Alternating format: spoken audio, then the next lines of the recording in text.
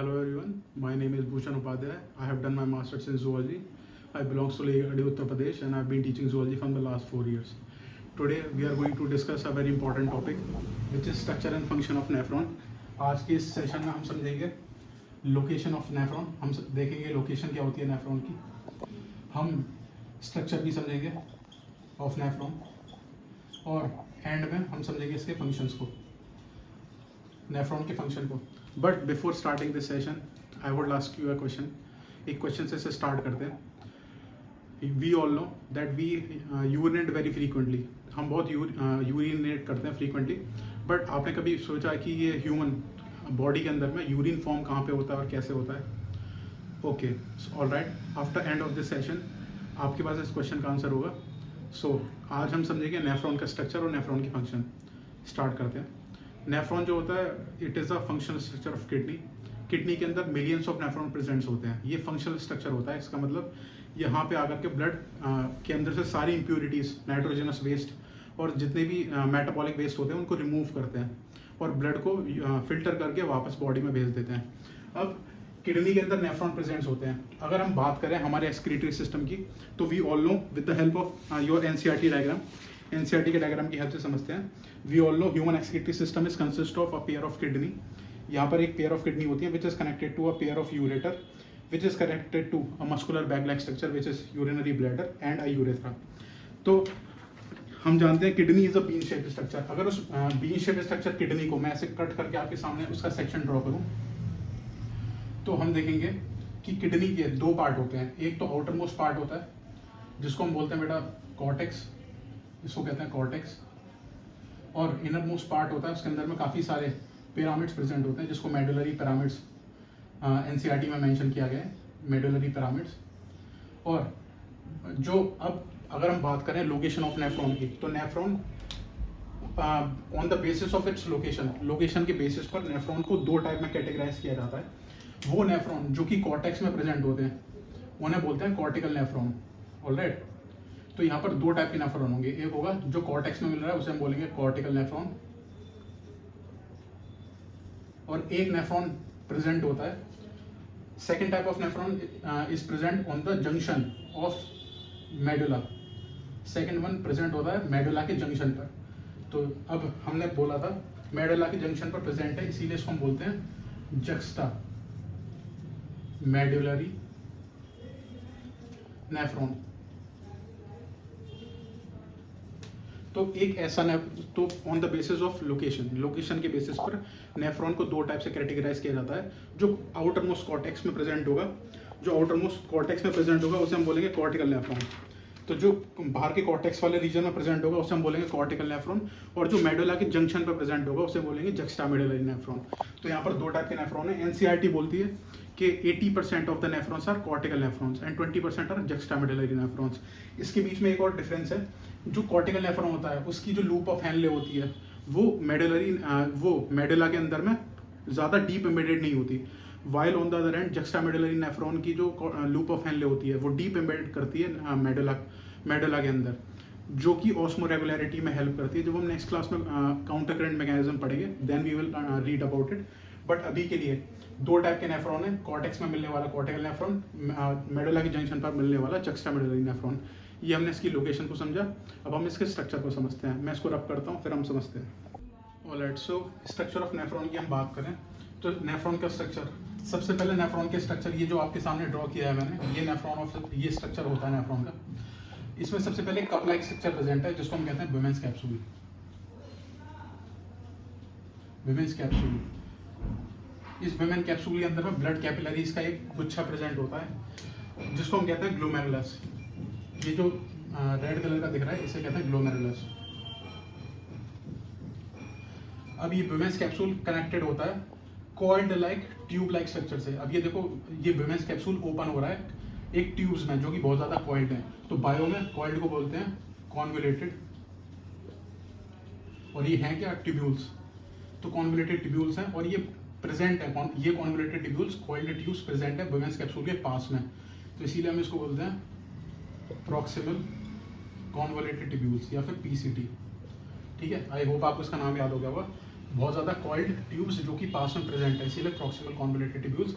अब ये PCT open होती है एक लूप लाइक स्ट्रक्चर में, इसे कहते हैं लूप ऑफ हेनले, इसको कहते हैं लूप ऑफ हेनले।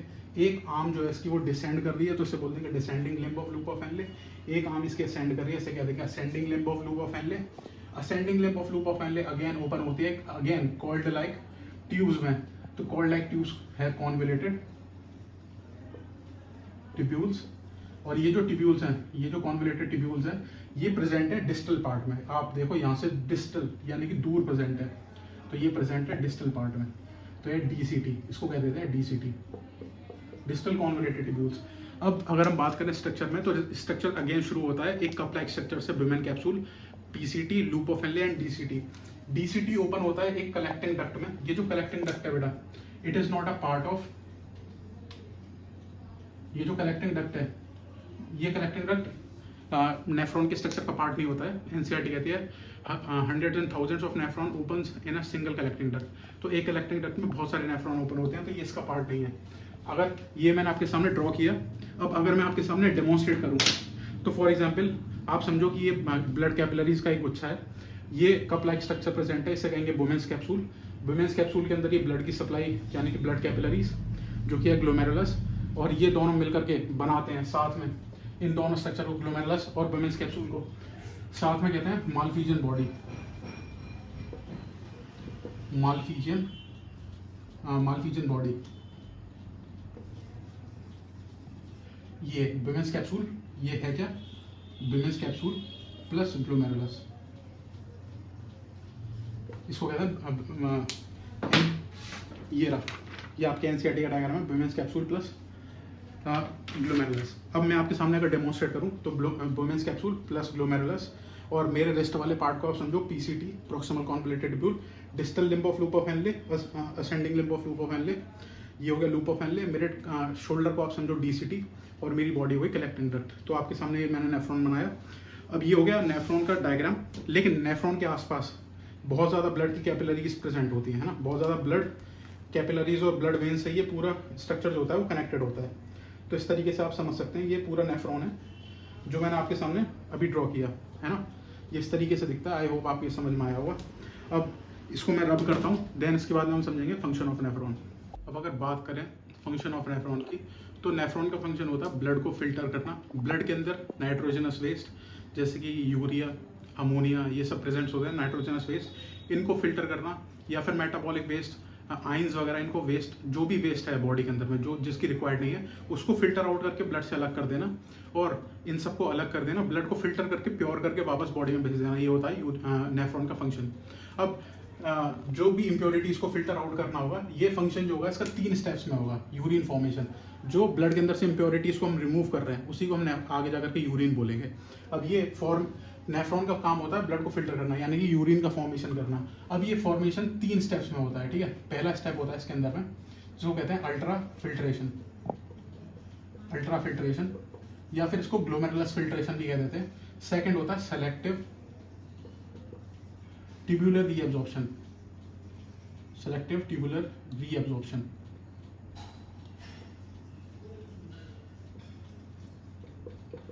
और थर्ड होता है ट्यूबुलर सिक्रीशन।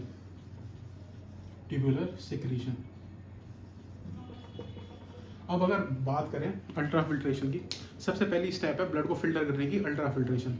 ये इसको हम ग्लोमेरुलस फिल्ट्रेशन भी बोलते हैं। क्यों? क्योंकि ये होती है मालफिजियन बॉडी के अंदर में। एनसीईआरटी के डायग्राम की हेल्प से समझें तो वुमेन्स कैप्सूल प्लस जो यहाँ पर क्लस्टर्स, ये गुच्छा प्रेजेंट है कैपिलरीज का, इसको कहते हैं मालफिजियन बॉडी। अब यही स्ट्रक्चर मैंने आपके सामने यहाँ पे बनाया। वैसे यहाँ पर बहुत सारी ब्लड कैपिलरीज होंगी, पर समझने के लिए मैंने एक ब्लड कैपिलरी बनाई है। ब्लड कैपिलरी बहुत थिन होती है, लेकिन हमने समझने के लिए थोड़ा थिक बनाया है। तो ये मालफिजियन बॉडी, यहाँ पे होगा अल्ट्रा फिल्ट्रेशन। अब बेटा यहाँ पर ब्लड आता है, इसे कहते हैं एफरेंट आर्टेरियोल,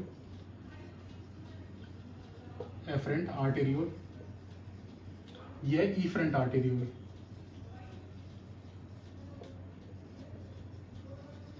आप ऐसे याद रख सकते हो, ए से आने वाली, ई से एग्जिट, यहाँ से ब्लड निकल रहा है। अब आप देखो इसका डायमीटर थिक है कंपेयर टू इसके, तो ज़्यादा अमाउंट ऑफ ब्लड अंदर आएगा। अब ज़्यादा ब्लड अंदर आएगा तो यहाँ पर काफ़ी सारा फोर्स एक्सर्ट करेगा। ब्लड आएगा, फोर्स एक्सर्ट करेगा, उसकी वजह से क्या होगा, यहाँ पे फिल्ट्रेशन होगा। एक और चीज़, जो विमेंस कैप्सूल की जो लेयर है यहाँ पर, इस लेयर के अंदर में काफ़ी सारे पोर प्रेजेंट्स हैं। इन पोर्स को कहते हैं फिल्ट्रेशन पोर्स, इनको हम कहते हैं फिल्ट्रेशन पोर्स या फिर बोलते हैं स्लिट्स, फिल्ट्रेशन स्लिट्स। ठीक है, यहाँ पर ये जो पोर्स प्रेजेंट है। अब यहाँ पे जो सेल्स होते हैं, ये होते तो सिंपल स्क्वेमस हैं, लेकिन सिंपल स्क्वेमस सेल्स जो हैं वो यहाँ पर मॉडिफाई होकर के एक स्पेशल टाइप की सेल बनाते हैं। यहाँ पर एक स्पेशल टाइप की सेल बनाते हैं। इन सेल्स को हम कहते हैं पोडोसाइट्स। ऑलराइट, इन सेल्स को हम बोलते हैं, इधर लिख देता हूँ, इसको बोलते हैं पोडोसाइट्स, पोडोसाइट्स। अब बायो में साइट्स मतलब होता है सेल, पोडो मतलब होता है फुट, फुट। तो ये ऐसे सेल्स हैं जिनके अंदर फुट प्रेजेंट है। फुट क्या है, यहाँ से साइटोप्लाज्मिक प्रोजेक्शंस कुछ निकलती है इस तरीके से, और इन प्रोजेक्शंस को हम बोल देते हैं पेडिसल्स। ये जो प्रोजेक्शंस निकली हैं इन्हें हम कह देते हैं पेडिसल्स।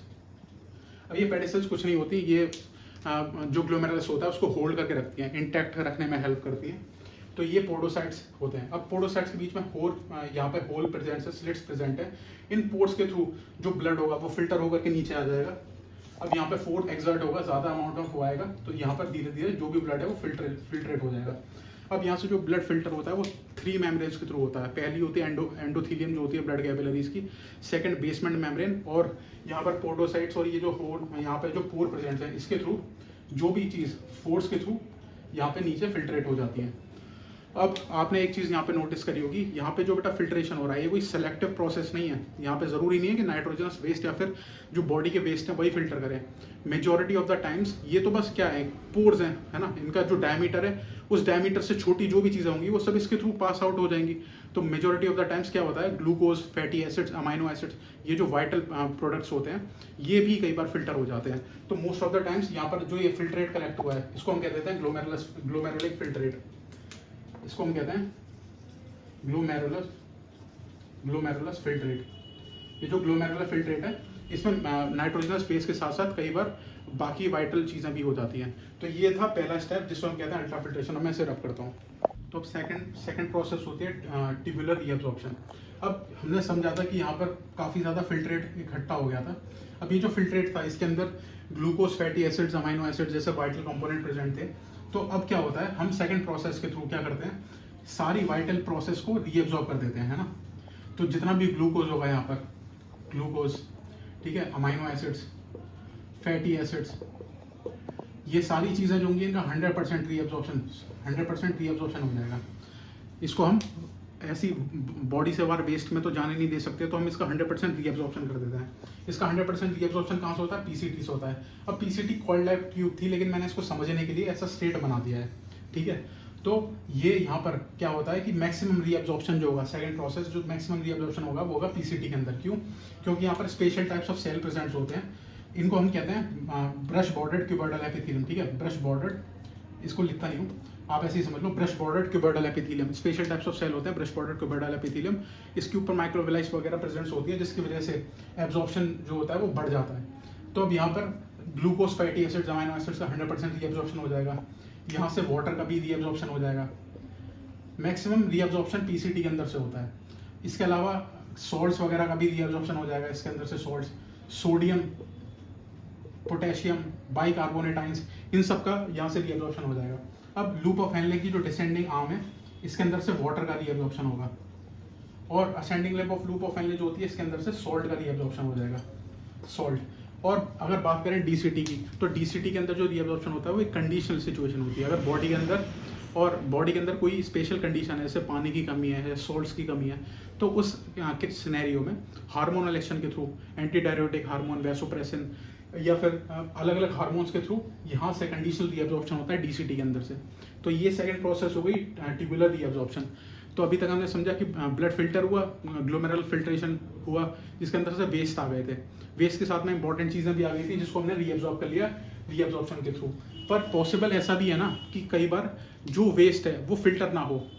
पॉसिबल तो ये भी है कि फिल्टरेट में वेस्ट नहीं आया है, तो उस सिनेरियो में क्या होता है, जो ट्यूबुलर सिक्रीशन होता है वो होता है।